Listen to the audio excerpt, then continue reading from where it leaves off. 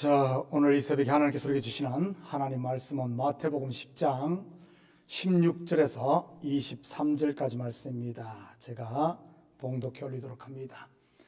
보라, 내가 너희를 보냄이 양을 이리 가운데로 보낸 것 같도다. 그러므로 너희는 뱀같이 지혜롭고 비둘기같이 순결하라. 사람들을 삼가라. 그들이 너희를 공회에 넘겨주겠고 그들의 회당에서 채찍질하리라. 또 너희가 나로 말미암아 총독들과 임금들 앞에 끌려가리니 이는 그들과 이방인들에게 증거가 되려 하심이라. 너희를 넘겨줄 때 어떻게 또는 무엇을 말할까 염려하지 말라. 그때 너희에게 할 말을 주시리니 말하는 이는 너희가 아니라 너희 속에서 말씀하시느니 곧 너희 아버지의 성령이시니라.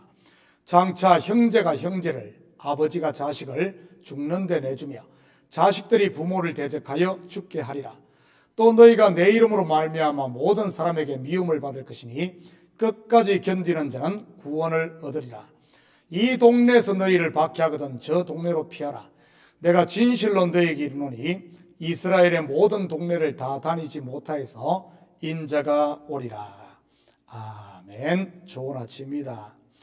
오늘 보면은 예수님으로부터 파송된 12 제자들 앞에 있을 박해에 대해 소개하고 있습니다. 영혼을 사망에서 생명으로 이끄는 복음을 전하는데 왜 이런 박해가 있는 것이겠습니까? 쌍수를 들고 환영해도 모자랄 텐데 말이지요. 이유가 뭐죠?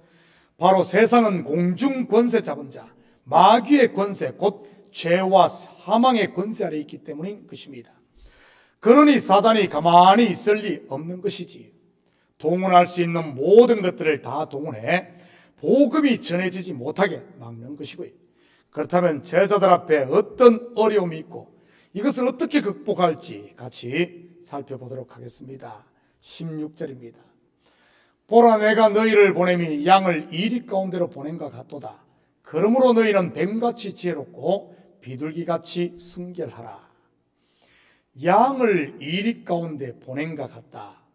비슷한 표현 어디에서 들어보지 않았습니까? 민수기 13장 32절 33절입니다. 이스라엘 자손 앞에서 그 정탐한 땅을 악평하여 이르되 우리가 두루다니며 정탐한 땅은 그 거주민을 삼키는 땅이요 거기서 본 모든 백성은 신장이 장대한 자들이며 거기서 네피림 후손인 아낙 자손의 거인들을 보았나니 우리는 스스로 보기에도 메뚜기 같으니 그들이 보기에도 그와 같았을 것이니라. 또 다른 곳을 보자면 여리고성 앞에 선 이스라엘의 모습이나 골리앗 앞에 선 다윗의 모습도 비슷한 것이고요. 니느웨에 파송된 요나도 마찬가지 모습이었을 것입니다. 분명 세상적 관점, 곧 겉으로만 보면 말이죠. 그런데 그것이 다가 아닙니다. 우리는 엘리사를 잡으려고 보냈던 아람 군대에 관한 이야기를 통해 더 있음을 알 수 있습니다. 영의 눈이 열려서 보면 말이지요. 아람 군대보다 더 많은 하나님의 군대, 곧 불말과 불병거들이 엘리사를 지키기 위해 있는 것 말입니다. 이것을 통해 우리는 양이 이리 가운데서도 능히 살아남을 수 있음을 보게 되는 것이고요. 그냥 살아남는 정도가 아닌 양이 이리의 머리를 밟는 것이지. 그 비결은 바로 뱀 같은 지혜와 비둘기 같은 순결인 것입니다. 무슨 말입니까? 여러분, 뱀이 지혜로운 동물입니까? 저는 징그럽기만 한데 말이지. 비둘기가 순결한가요? 뉴욕 시내 비둘기 똥 때문에 골치가 아픈데 말입니다. 제 사무실 옥상도 비둘기를 퇴치하기 위해 에어컨 시스템 위에 가시를 촘촘히 박아 놓았는데 말입니다. 그렇다면 예수님께서 말씀하시는 뱀의 지혜는 과연 무엇을 말하는 것이겠습니까? 다음 구절에서 찾아보도록 하겠습니다. 17절, 18절입니다. 사람들을 삼가라. 그들이 너희를 공회에 넘겨주겠고 그들의 회당에서 채찍질하리라. 또 너희가 나로 말미암아 총독들과 임금들 앞에 끌려가리니 이는 그들과 이방인들에게 증거가 되게 하려 하심이라. 사람들을 삼가라. 여러분, 혹시 뱀을 보신 분 계십니까? 저는 어릴 때 수도 없이 뱀을 봤습니다. 집안에 있는 부엌에서도 봤고 장독대 밑에서도 봤고 뒷대안에서도 받고 학교에 가는 길에도 꼴을 베다가도 그리고 산에 고사리 꺾으며 갔다가도 받고 말이지. 뱀이 사람과 마주치면 어떻게 하는 줄 아십니까? 쏜썰같이 미끄러져 도망을 가 어디로 사라집니다. 그래서 뱀보다 빠르지 않고서는 절대 뱀을 잡을 수 없는 것이고요. 그렇게 빠른데도 제가 뱀을 수없이 많이 잡았다는 것 아닙니까? 그렇게 빠른 뱀보다 제가 더 빠르다는 말이지. 그렇다면 뱀의 지혜가 무엇이겠습니까? 사람들을 삼가라. 뭐죠? 딱 보고 아니다 싶으면 36개를 놓는 것입니다. 바로 민첩함인 것이지. 사도행전에 보면 사도들이 어떻게 전도를 하던가요? 바로 뱀 같은 지혜로 하지 않던가요?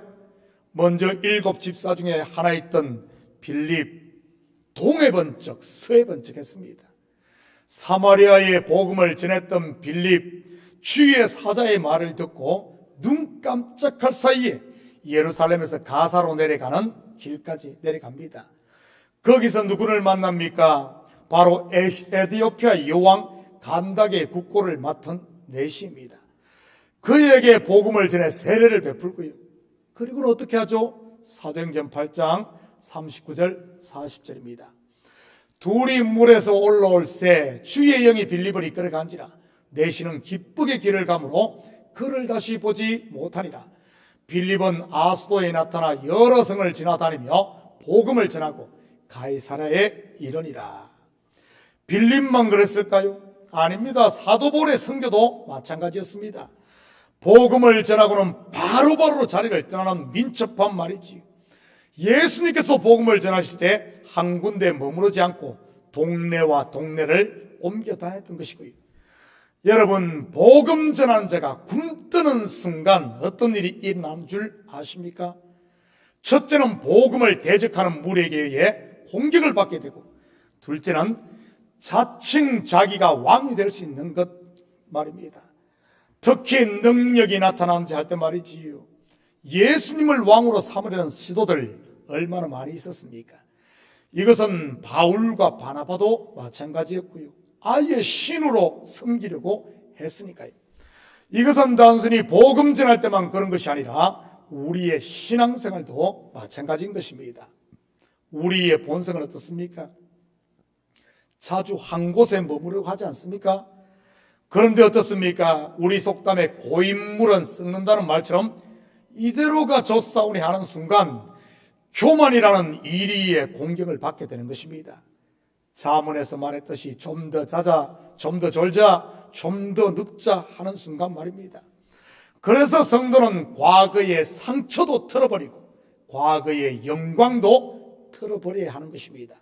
그리고 표대를 향하여 쉬지 않고 한 발 한 발 전진해야 하는 것이고요. 두 번째 뱀의 지혜가 무엇일 것 같습니까? 여러분, 뱀이 강을 만나면 어떻게 하는 줄 아십니까? 그 몸을 이리 비틀고 저리 비틀며 강을 떠내려가지 않고 헤엄을 쳐서 건넙니다. 손도 없고 발도 없는데 말이지. 뱀이 담을 만나면요, 구렁이 담 넘어가듯이 담을 넘어갑니다. 자기의 몸을 비틀어서 말이지. 나무를 만나면요, 빙글빙글 자기 몸을 꼬아서 나무에 올라가고요. 다시 말해, 어떤 환경을 만나든지 자기의 몸을 거기에 맞춰 극복하는 것입니다. 뱀 같은 지혜를 가졌던 사도 바울의 고백을 들어볼까요? 고린도전서 9장 19절에서 23절입니다.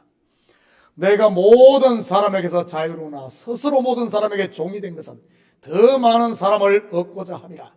유대인들에게 내가 유대인과 같이 된 것은 유대인들을 얻고자 하며 율법 아래에 있는 자들에게는 내가 율법 아래에 있지 아니하나 율법 아래에 있는 자같이 된 것은 율법 아래에 있는 자들을 얻고자 하며 율법 없는 자에게는 내가 하나님께는 율법 없는 자가 아니요 도리어 그리스도의 율법 아래에 있는 자이나 율법 없는 자와 같이 된 것은 율법 없는 자들을 얻고자 함이라. 악한 자들에게는 내가 악한 자와 같이 된 것은 악한 자들을 얻고자 하며 내가 여러 사람에게 여러 모습이 된 것은 아무쪼록 몇 사람이라도 구원하고자 함이니 내가 복음을 위하여 모든 것을 행함은 복음에 참여하고자 함이라.